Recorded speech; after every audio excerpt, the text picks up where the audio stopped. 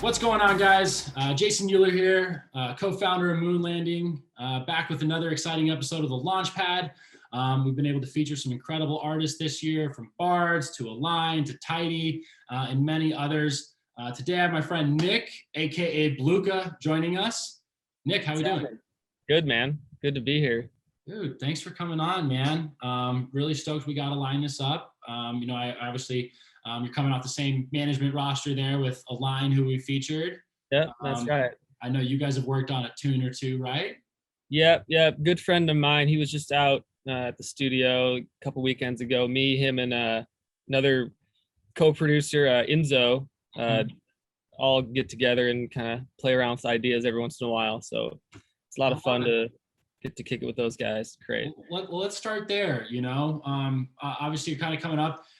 Where do you really classify your sound and the things you guys are working on? And what's been just great about being able to work with artists like that?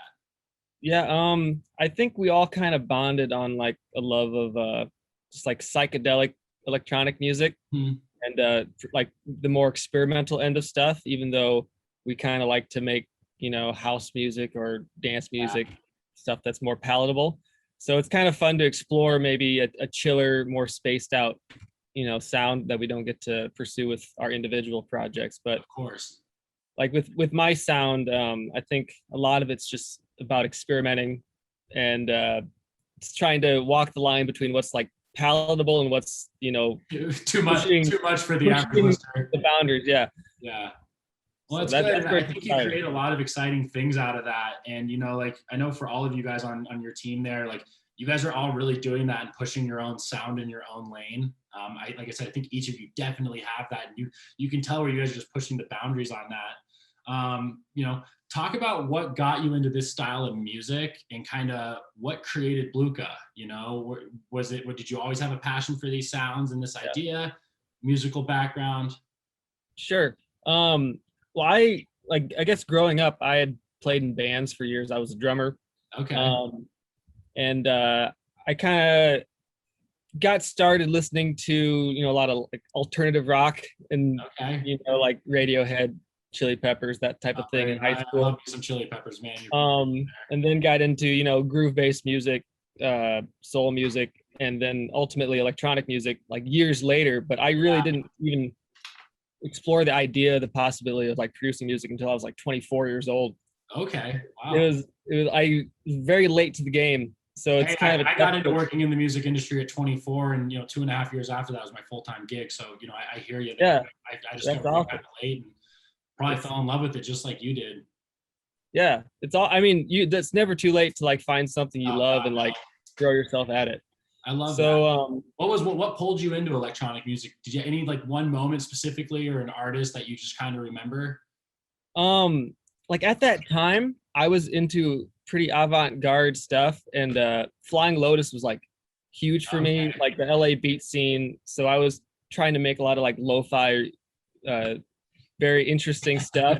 And then it was also around the time that like Majestic Casual was in its prime and like SoundCloud was in its prime. So I started like seeing people like Snake Hips, Kaytranada, Homo, and like Flume, and watching these people blow up was just super inspiring. It made me like shift from just being like, oh, I want to make crazy psychedelic music to I want to make dance music and feel good stuff. And that kind of made me realize like other inspirations that I didn't really think about, like the Neptunes and like early 2000s hip hop and like that type of vibe. It's crazy the sounds you hear over the course of your life. And, one day, I guess as an artist, and I see this with so many people I talk to, and, obviously I'm an artist management myself, just every little sound ultimately kind of creates this, paint palette to choose from, and then you kind of create your own picture from there.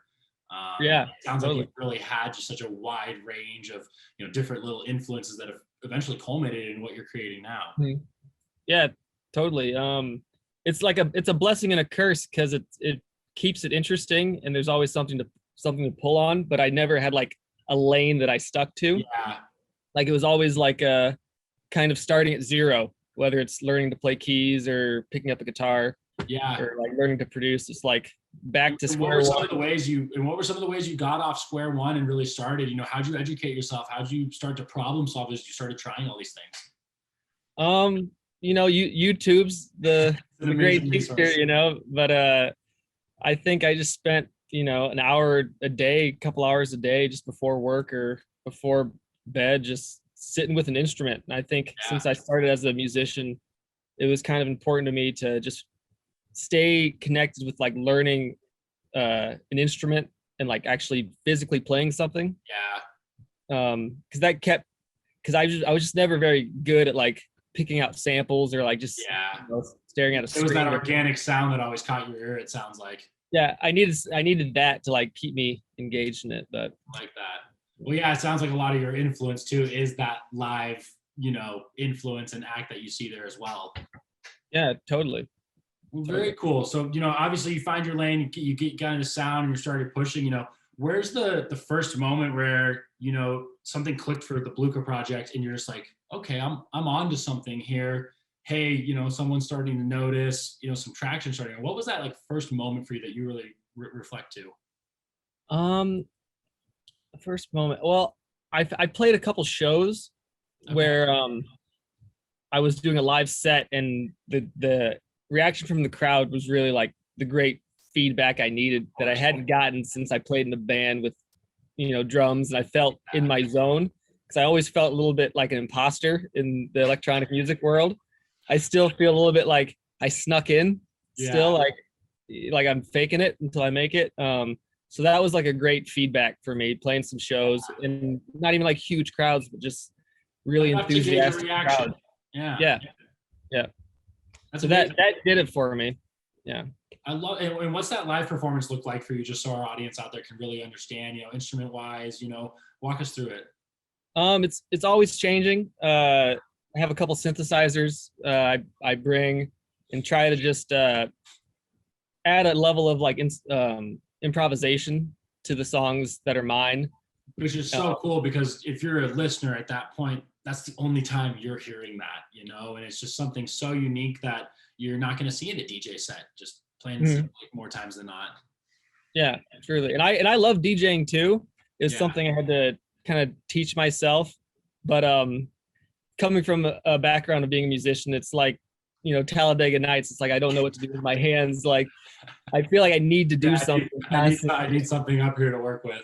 So even when I was DJing early on, I'd bring like a keyboard up on stage just to like play with because I needed to stay busy. Otherwise, I felt anxiety about it. Yeah, you're not up there standing on the deck yelling 1, 2, 3 every time. You know, a little bit different here, a little musicianship. I love it, but it's so cool, you know. And I really think like even in just dance music and electronic music, you're just really seeing this integration where these live performances are being so valued by the audience, and like I think we're going to see more and more of it just tying in, you know.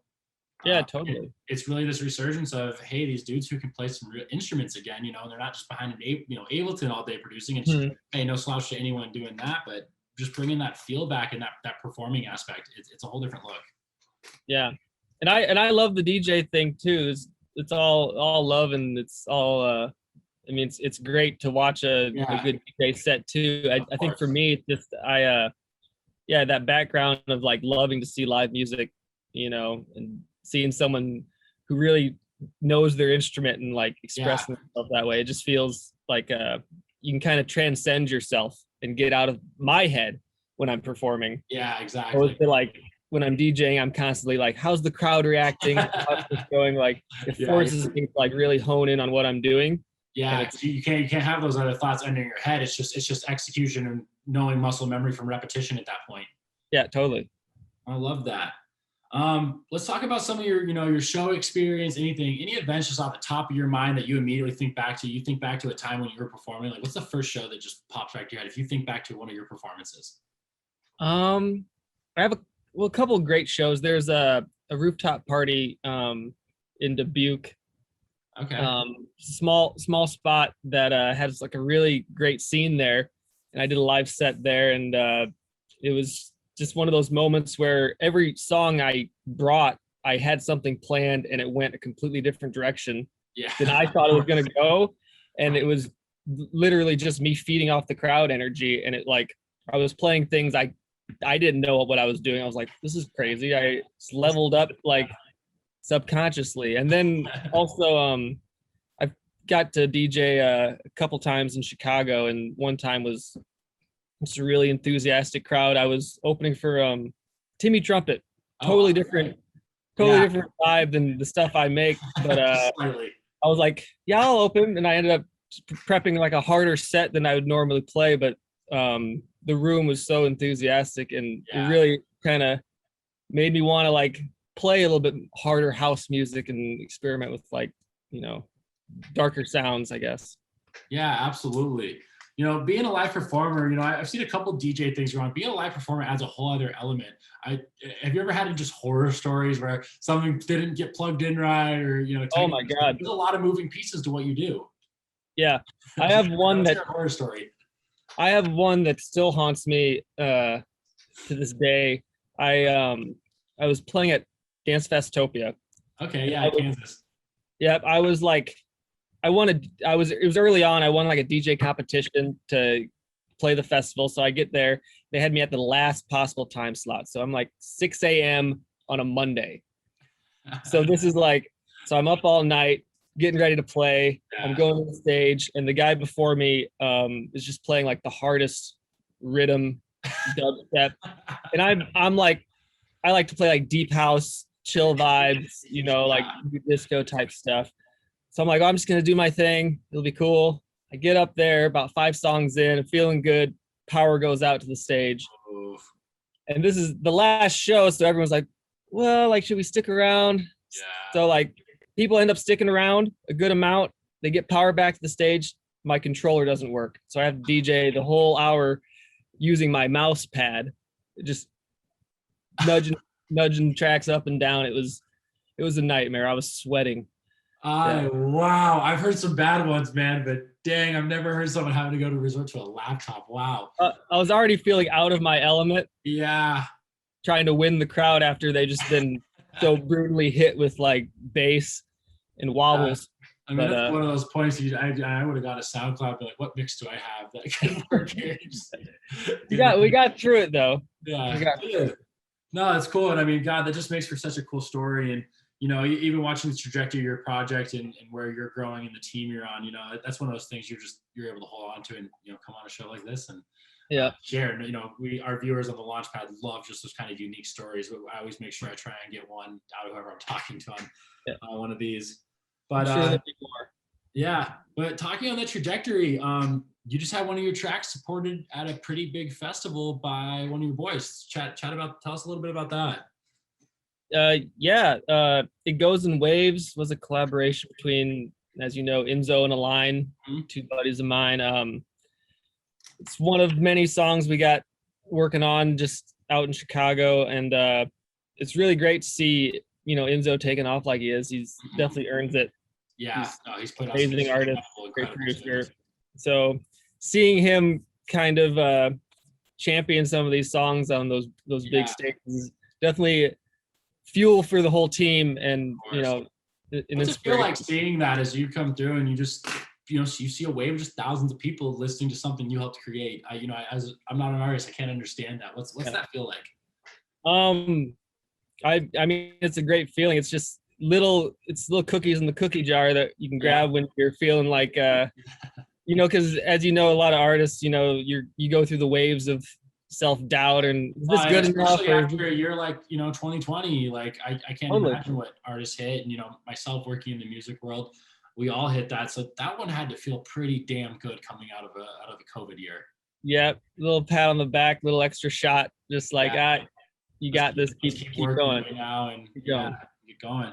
Well, you know, touching into that, you know, what were some things you saw? Did anything change in your sound? Because, like, you know, I talked to a lot of artists, and, you know, they're used to playing shows or creating, thinking, hey, this is going to be at a performance at some point, and then shows get ripped out for a year. And I watched a lot of artists take different directions.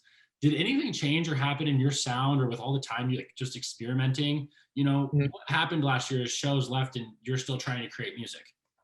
Sure. Well, like right before quarantine, I was kind of starting to push more towards wanting to make more dance music because I come from like a hip hop background. Okay. And I make a lot of like low down tempo stuff, vibier stuff, Yeah. but trying to focus my energy more towards stuff I can put into my DJ sets more and more. And with COVID not having any shows to play, you kind of get stuck trying to create your own energy at home. And I thought was like what a really good thing for me was I have like a DJ setup, so I in my house. So I got lights and everything. So I love it. I try to build a vibe for myself that I can carry into the studio. With that way you can kind of get some energy or just get some spark. Yeah, just dance, get the natural endorphins going when I can't go out. But so there's that. That's a unique take. I haven't heard that one yet. I've heard a lot of artists like, yeah, I would go outside, I'd ride my bike. Some were just like, God, I'd watch just live sets on YouTube until I could see something. Bring the nightclub to me. Yeah. Yeah. But that, and then also I've been just making like short videos, just trying to finish a track in a day, like challenge myself to just get all the elements there and work quicker. And that's kind of like a few of the songs on the EP came that way, where I just forced myself saying, I got to make a video today. I got to finish this song. And most of the musical elements I worked out in that day. So just setting those deadlines to try to keep me engaged when I didn't have like a show or something on the horizon. Push it. Well, that leads right into, I was talking about, we got an EP coming next Friday, right? Talk to us about the EP. I know you got the singles working. A couple more tracks coming. Talk to us about the EP a little bit. Can't Help Myself EP got some great features on there. Mumbleton, really talented rapper singer from from LA, and Andrea Cormier from Canada, really great singer, and then Leo Napier, who I worked with on Enzo's track Let It Slide. And then a couple instrumentals that I'm a big fan of, just to round out the project, of course. Yeah, it's a little touch on like all the flavors I'm inspired by. It's kind of like a neo soul futuristic bass music type vibe. There's some just pushing boundaries. That's the way I look at the sound, and everything I know I've heard from you is really just pushing those boundaries of sound and really experimenting. It's really cool to see you push the toe that line. Well, thanks, man. I appreciate it. Trying to just make the best music I can that really has a lot of soul in it, and still has just the glitchy, futuristic sounds I love. So yeah, absolutely. Any track that came off the EP that you just really had a great time writing, anything that stood out to you in your mind, or it just came so naturally to you? Rollercoaster was one, like I mentioned, that I wrote really quickly. Yeah. And the beat, like, it came in a couple hours. I was trying to make a beat a day for 7 days, and on the 7th day I was just exhausted of trying to do it. And on the 7th day he rested. On the 7th day I that song came to me, and it happened so quickly. It was, I had to just have a drink and enjoy it. Good for you. Just a nice reminder that, like, if you struggle through, because every day you're not going to make something great, but if you just keep doing it, you're going to get something. And that was like one of those moments where it was like, yeah. And that's a little teachable moment for, a lot of young up and coming artists and producers out there and people working this. You're not going to have something great every day, but the point is you at least push the needle forward a little bit and get something out of the day, Right. I can imagine last year we probably all hit our days where, damn, okay, I don't know if I have the motivation to do this today. It's right. It's hard sourcing. Like, what really kept you motivated and going just to keep pushing this last year? Like, every artist I talk to, I'm just amazed at how they push their projects through a COVID year. It's been a weird year. It's like the zeitgeist is it's with COVID and then everything else, in the political world, and of course with everything else going on, it's pretty tense. Yeah. And I think music, fortunately for me, has always been like an escape. Yeah.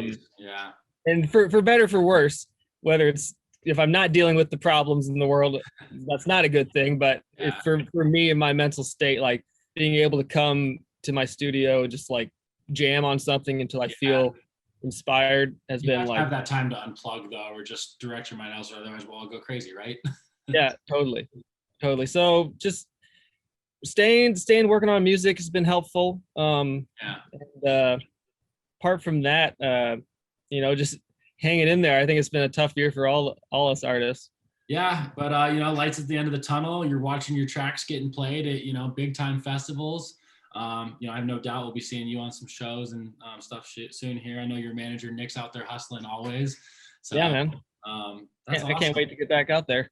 Yeah, it's gonna feel good. I know here in Arizona we've had probably 16 shows in the last month now, and so we're back rolling here. We're playing in some festivals, so we're excited. It's just God, seeing people out at a crowd right now and just happy and just connecting to it's something I'll personally never take for granted again. And I'm sure you'll feel very much that too as that comes up. Well, as we come back, there's a lot of artists out there. Who are some like dream collabs that you'd love to see your sound paired with, or artists that you'd love to see yourself work with down the road here? Geez, how big of a dream does it have to be? Because I want to hear, where do you want to plug your sound if you had your choice? I'm a big fan of Anderson .Paak's huge right now. I really love everything that he's been doing.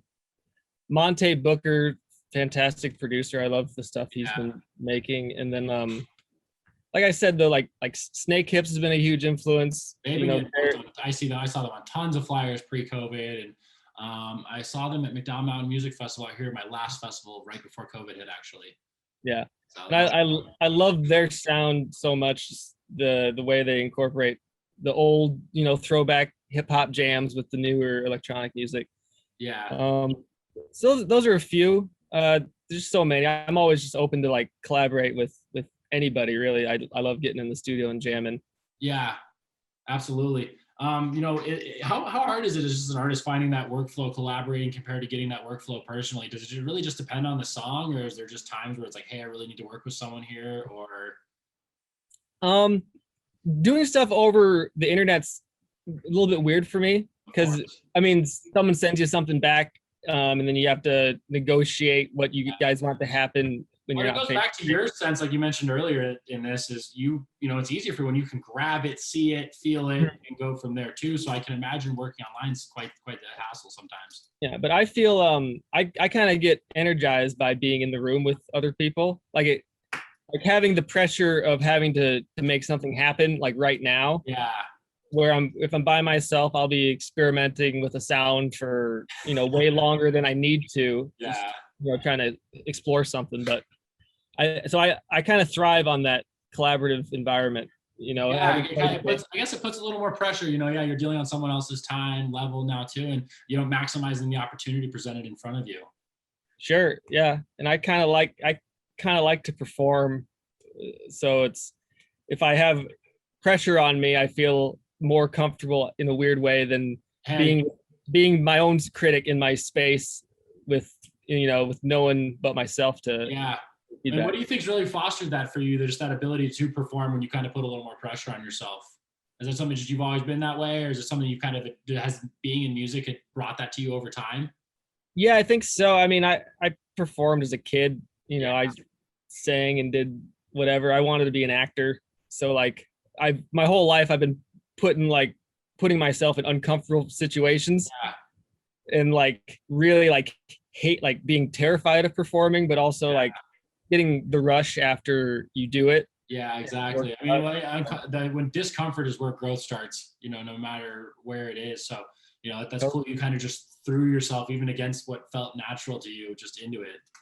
Yeah. And I resonate with that totally. I feel like something I've been taking on board lately is just how, there's no real growth without, suffering. And you really have to put yourself in uncomfortable situations again and again and get comfortable being in there. Yeah. Yeah. No, I can't relate. I know when I started my music journey with my first event company prior to, joining the team at Relentless, I just had so many times where I just would go into a show and I'm all in, if this show doesn't go well, hey, and some of them ended up being some of my biggest shows. I took it in the teeth on a couple shows too, but I'm sure you can relate on so many levels of your growth just to get into this space and industry. It's almost required for entry, honestly. Yeah. You got to have humbling experiences. I mean, many of us have played those really bad shows. Oh yeah. No, all my artists, my youngest artist, Ekanov, I've watched him play rooms with 3 people, and all the way to the point where we got to watch him play EDC, and you just don't appreciate that moment as much when you get there if you weren't sitting in the room and there was 5 people, so right. I'm sure that growth is just such a humbling experience, getting your music out, and you got a couple records there that got some pretty solid streaming numbers. Yeah, man. Let's talk about those. Let It Slide, a collaboration with Enzo. Mm-hmm. Really fun song. I met him not super long before we worked on that. We did a show together, and kicked it for a bit, and then I think he had that song on like his like Instagram story, and I was like, yo, you got to send this to me. let me play something on it, not thinking that we were actually gonna do anything with it. And I think I was just gonna do like some talk box or something. Yeah, just some fun. He wanted like a funky vocal, and then I ended up sending him back like some bass, like, and some guitar and Rhodes and stuff, and we ended up just working on it, and he got Leo to sing on it, and it took off. And such a fun track. Such a cool origin story of how that started, because it's just so wholesome, it was just, it was a really organic like happening, and that's how it kind of feels with all those guys over at Manifest. Just started at like being friends, connecting over music. And it just goes to show the power of teamwork and having a group behind you, and being able to collaborate with others. You can just create so much more opportunity for yourself, for others, when that synergy is found. And that's just the cool thing about the music world, is just, there is this synergy of collaboration that everyone has to have on some level to either make a great record, produce a great event, whatever it might be. Yeah. And when you see your homies, getting it and making moves, it's always fuel, and there's a competitive aspect too. Friendly competition too. And the only other like space I really could be like, I love watching the X Games, because all those guys, like they're all trying to progress the sport, they're all trying to go for the big tricks. Like, if some guy hits a big trick that they know is going to win the gold medal, none of those dudes are sitting over there pissed off. They're running up, high-fiving, like, bro. And I think the music world has a lot of that to it too, as well, for the most part. And I love that you guys really have that, because when you can celebrate the success for another, that's when I think you deserve success yourself. Yeah. And I feel like, getting into music is such a crazy, volatile industry anyway. Like, you have to do it for reasons other than getting it. It's not, trying to if you come in like that, you'll get sought out so quick. There's another good tip for young producers. If you don't come in with authenticity, you're gonna have a hard time surviving around here. Right. Like, you have to just accept, like, you're in it for better, for worse. Like, music is you gotta be in it for the love, man. Yep, for the love. Absolutely. That's so awesome. Well, cool. One thing I like to always, kind of tie these off with is I want to tie off, I like to tie in an aspect of gratitude to this. So I want to hear one thing you're grateful for right now, or something you have gratitude for personally and with the Blookah project. Personally and with the Blookah project. Let me do the Blookah project first. Right now I'm really grateful for the friends I've made in the industry, and just playing music. You've mentioned you've had Bards out there. Gonna go visit him soon. The guys from Arizona, their whole the Black Swan Collective, good guys. Yep. And then my local collaborators here, just a lot of really good friends. It's amazing the people you meet. You never know who it's gonna bring into your life, and it's just wild that music opens that door for that human connection to happen. Mm-hmm. And I think that's such a special aspect on the side of what keeps you going on those tough days, is usually the people around you.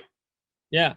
And personally, like, I'll tie it back into what we were talking about the hardships and growth. I think I'm grateful right now for everything that's happened this year, because it's really shown a light on where I need work and where I should go. With COVID, going through a breakup, dealing with all these life stressors. Of course, all of these things can help you really see where you're clinging and where you need to go. So I think that's something to be grateful for. Absolutely. And it's that self-awareness to recognize it right there. And Nick, you got plenty of that. And Some exciting stuff there on the end with the Blookah project, and just the personality you got behind it. And you can hear it in your voice, just the love and tone you have for it.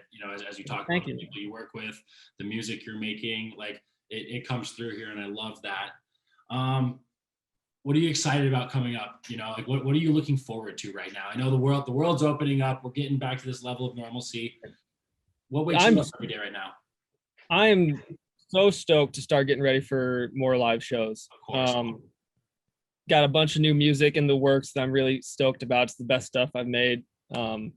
Excited to work with some new singers. Yeah. You've been practicing any live shows out, like personally getting ready, like just so you're back? I haven't brought the new live show out yet this year since COVID, but it's been since before COVID. I've played out, so really stoked to get back out there and just jam on these new songs and try to break them open in a new way. And get that feedback, get that reaction too. I'm sure that reaction, after not having a show, creating all this great music, and finally just getting to see that reaction, I can't imagine what that's going to be like for you, man. Yeah, so stoked. So stoked. Cool. Well, Nick, thank you so much for coming on the launch pad. Ladies and gentlemen, that's Blookah. Nick, where can the people find you? Spotify, Blookah. I'm on Facebook, Blookah, Instagram, Blookah. I links all the down here below the YouTube as well. Yep. Hit me up. I got videos weekly in the studio making beats, so follow me. Always keeping it fresh and pushing the boundaries, man. Nick, we're excited to listen to some of the music you got coming out. Congrats on the EP dropping next Friday. Thank you. Go stream, go pre-save, go like it. Support this man, and I have a feeling we'll be seeing you involved with Lvnding on some level or another, whether we're covering songs, getting you on for a guest mix, or working with you down the road. But again, thank you so much for coming on. Thank you, man. Pleasure meeting you. Everyone else, thanks again for tuning into another episode of the Launchpad. Again, I'm Jason Euler here, signing off. Looking forward to when we see you on the next one.